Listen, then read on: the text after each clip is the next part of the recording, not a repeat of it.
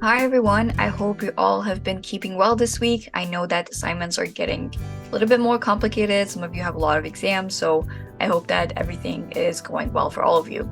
Here on the MyGBC podcast, we wanted to kind of provide you with some tips that can help you focus on your well-being.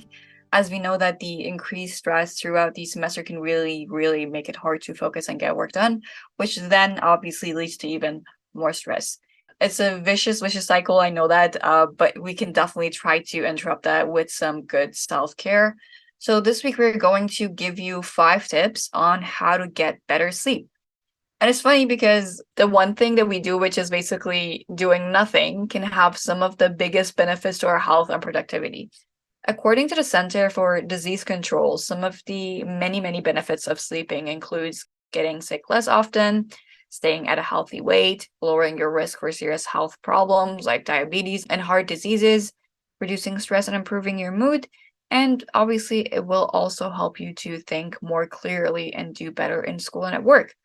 And I think to me and to all of you probably that sounds more than enough to convince us that we have to do an episode about this because this is very beneficial.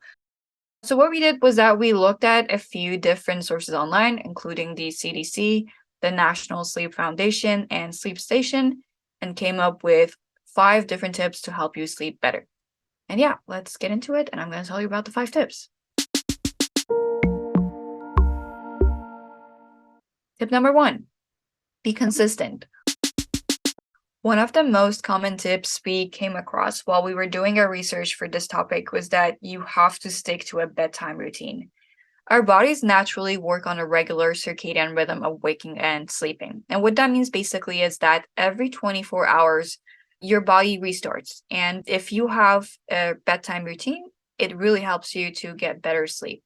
In the evenings, we produce more melatonin, which promotes sleep. So going to bed at irregular times can really mess with this rhythm and make it more and more difficult to get to sleep. On the other hand, if you go to bed at the same time every night, you're really signaling to your brain that it's time to kick in the melatonin, and your brain will help ease you into a restful state. So if you help your brain, basically your brain will help you as well, and together you can have a better sleep. And other regular adjustments to your surrounding environment can also help cue the signal to your brain.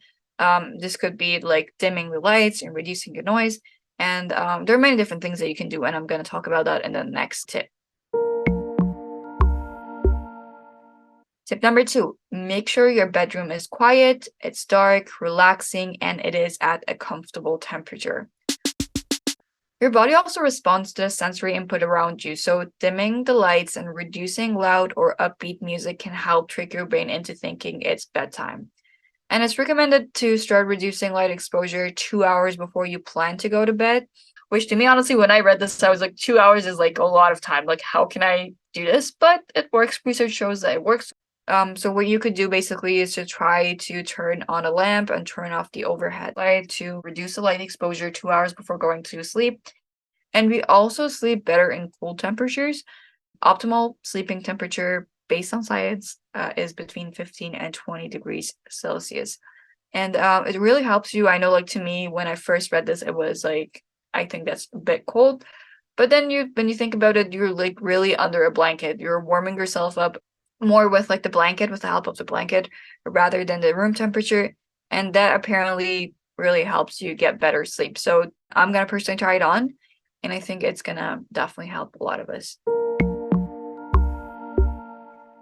Tip number 3, remove the electronic devices in your room. That could be your TV, that could be the computers that you have, smartphones, anything that you have, remove them from the bedroom. Studies have shown that light from electronic devices can really negatively affect your sleep, and even just turning down the brightness on devices can help you have a much better sleep. The blue light emitted from computer and phone screen is one of the worst culprits for signaling your brain to stay awake. So really consider getting an app on your device that turns off the blue light in the evenings, or just do it yourself manually, however that works for you. And for me, I think I have that experience. I used to have a roommate and we had different sleeping time, and so I want to go to sleep earlier and they wanted to work later. So the computer was on, and during that time I really had problems with sleeping. I was really struggling with it and I couldn't figure it out. And after a while I realized it was actually just because the screen was on, and it really made my brain think that it's not the time for me to go to sleep. So that really helps if you can try to turn off any electronic devices that you have in your sleeping room. Tip number 4, work on managing your stress. I know we've mentioned this so many times throughout the history of this podcast, but being filled with worries when your head hits the pillow can really leave you tossing and turning for a while before you can get any sleep. Managing stress and anxiety is beneficial for all kinds of health reasons, obviously, but it could be particularly helpful when it comes to sleeping. And what you could do is basically to process some of the work that you're supposed to do and some of the work that is really worrying you in your waking hours before you go to bed. No matter what you're grappling with, there are different options and different strategies that work for different issues or different individuals. So it's really worth trying a few of them. For example, if you have like an assignment that is bothering you, or it's just like a personal life issue that you're thinking about, some popular strategies that people use is like some people choose to do journaling, some talk to a counselor, a therapist, a trusted friend, or a family member, or some just do exercise or do meditation. It really helps them to clear their thoughts and go to bed with a better mindset.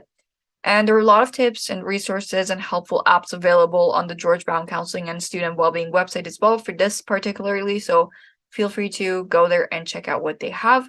You can also reach out to the George Brown Peer Mentor Plus program. As we talked about it in a previous episode, they have a bunch of students who are very nice people, and they're there to help you and talk to you about any issues that you have, whether it's school related, academic related, or it's about your personal life. They are students just like you that are there to help you. So feel free to go back to our episodes and listen to that to learn how you can contact the Peer Mentor Plus program and get help from them. And one last final tip for you is to go easy on yourself. And I know that sounds kind of like, what does it even mean to go easy on yourself? But let me explain to you what I mean by that.